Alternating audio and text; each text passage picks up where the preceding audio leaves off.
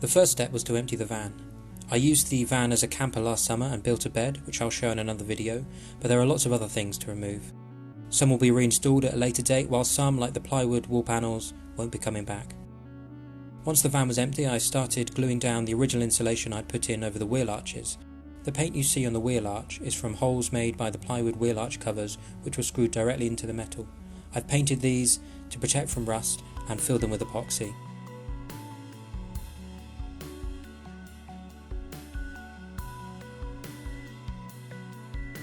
My main insulator for the van is this recycled plastic bottle Loft insulation. I used 2 packs for the whole of the van, along with 2 rolls of Thermawrap foil insulation. I started at the back of the van by removing the pillar caps. The insulation is relatively easy to cut with a sharp pair of scissors, but it is time consuming.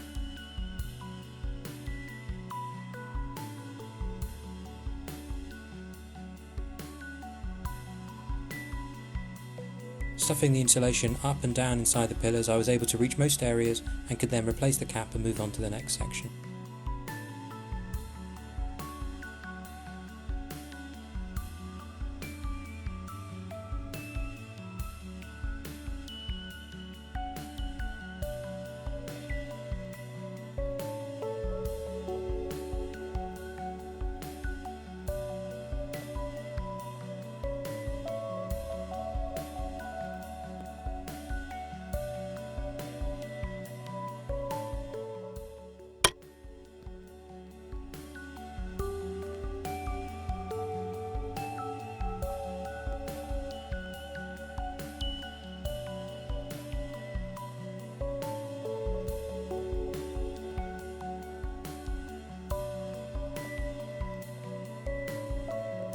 After completing the back section, I went around and did some prep work on the rest of the van.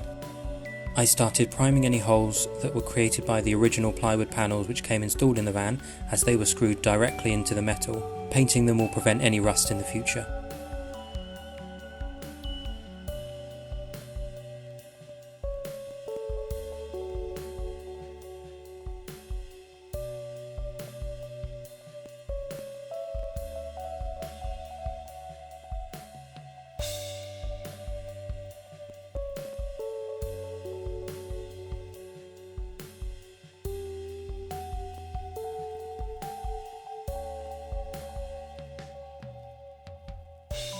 After a couple of coats of primer, I mixed some epoxy and started filling the holes to seal them up. As the holes were only small, I used a syringe to get better accuracy. It was a good solution and worked much better than smearing epoxy everywhere.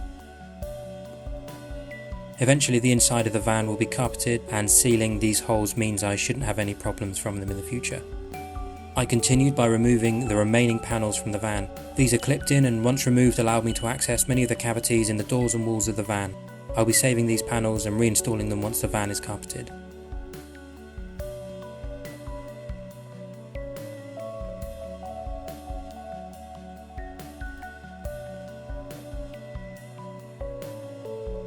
I featured this problem in another video, but I noticed that water and dirt had been getting in through the bottom of the left and right side door handles.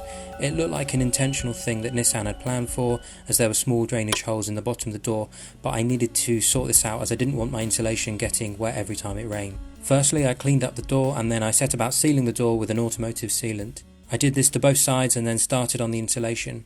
It was quite a messy process as it was very difficult to access, however it is well coated and should stop any water ingress in the future.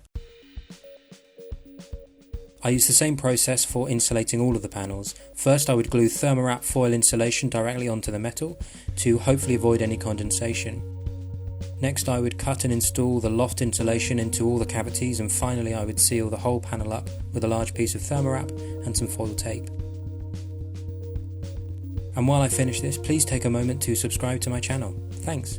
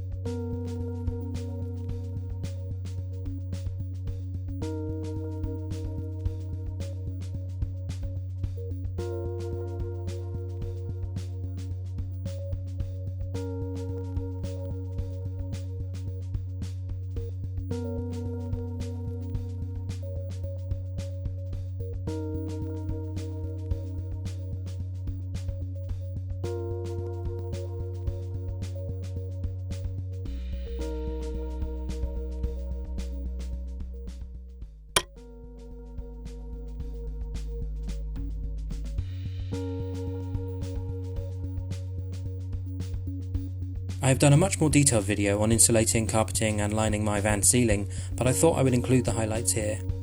I used the same process of gluing Thermawrap to the bare metal and then sealing the edges with foil tape.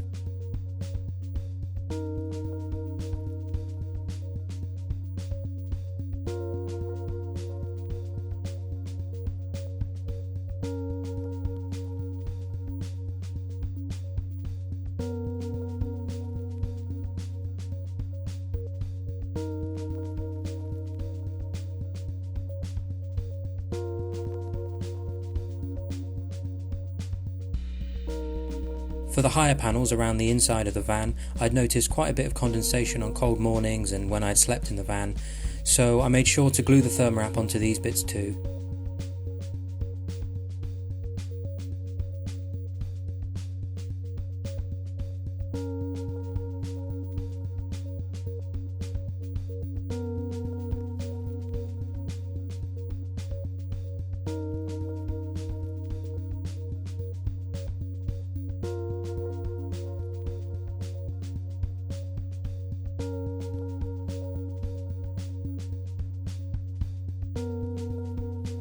Finally, I was left with a very silver interior to the van, but once it is all carpeted over, it should be a very comfortable, warm place to sleep in.